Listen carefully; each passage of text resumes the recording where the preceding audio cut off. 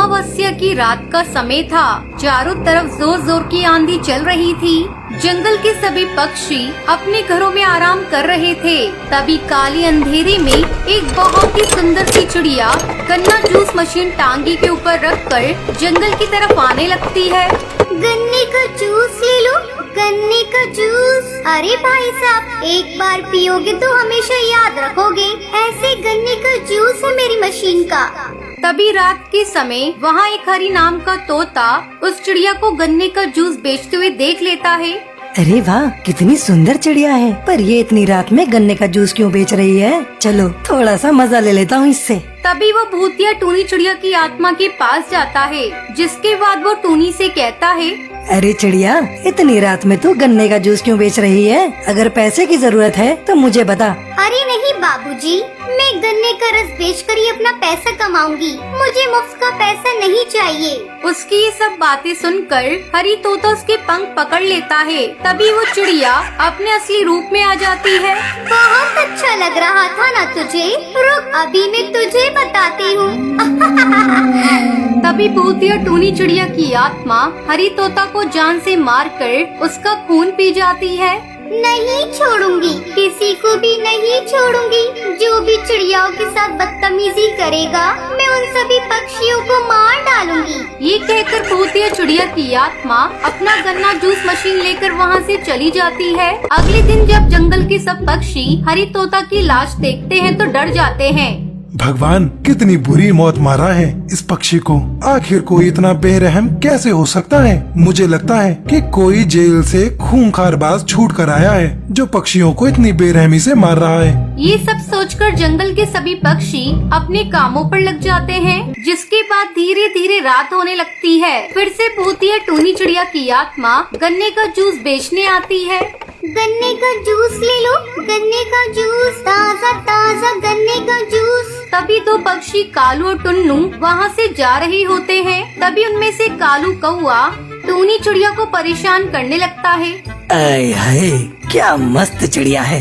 ओए होए, एकदम गजब लग रही है। अरे मैडम, तुम्हारा नाम क्या है? तभी टुन्नू चिड़ा बोलता है, अरे यार, ये तू क्या कर रहा है? छोड़ दे इस चिड़िया को, चलते हैं, नहीं तो कोई हमें देख लेगा। लेकिन कालू कौवा उसकी एक बात नहीं सुनता और उस चिड़िया को परेशान करने लगता है।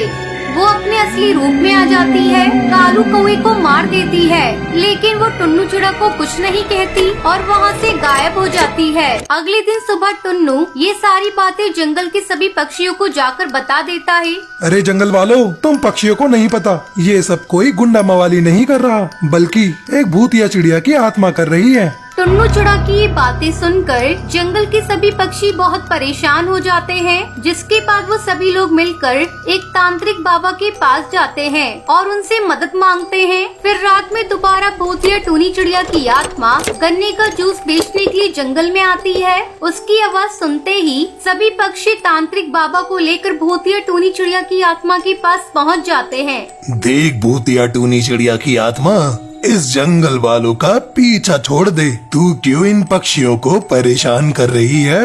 इन्होंने जो मेरे साथ किया, मैं इन पक्षियों से उसका बदला ले रही हूँ। अगर तू बीच में आया तो मैं तुझे मार दूंगी। भूतिया टूनी चिड़िया की आत्मा की धमकी सुनकर तांत्रिक बाबा अपने मन ही मन मंत्रों का जाप करके उसको अपने वश में करते हैं।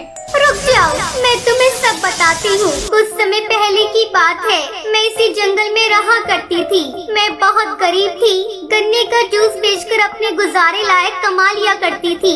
एक दिन रात के समय मैं गन्ने का जूस बेचकर वापस अपने घर लौट रही थी, लेकिन कुछ गुंडों ने मुझे घेर लिया और मेरे साथ बहुत बुरा किया, जिसके बाद उन्होंने मेरी जान ले ली और मुझे मार कर फेंक दिया। उनके जाने के बाद मैं भूतिया चिड़िया की आत्मा बन गई, जिसके बाद मैं यहाँ वहाँ भटकने लगी और पक्षियों को मारने लगी। जो तेरे साथ हुआ वो बहुत बुरा हुआ, लेकिन अब तुझे यहाँ से जाना होगा। नहीं, मैं कहीं नहीं जाऊंगी। मैं जंगल वालों को मार दूंगी।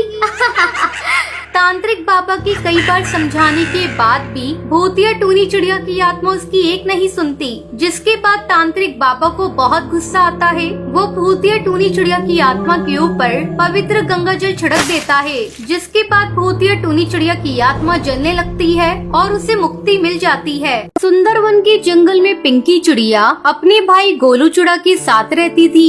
उसकी माँ की मौत कई महीने पहले हो चुकी थी। तब उसके पिता बंटी कबूतर ने दूसरी शादी कर ली। एक दिन पिंकी अपने भाई के साथ खेल रही थी, तभी उसकी सौतेली माँ टूनी वहाँ आती है। अरे कमबख्तो, तुम यहाँ खेल रहे हो और घर का काम कौन करेगा? चलो चलकर पहले घर का सारा काम खत्म करो। मैं कोई काम नहीं करूँगा, सुबह से तो काम ही कर रहे थे, जरा सा खेलने के आ गया तुम तो चिल्लाने लगी।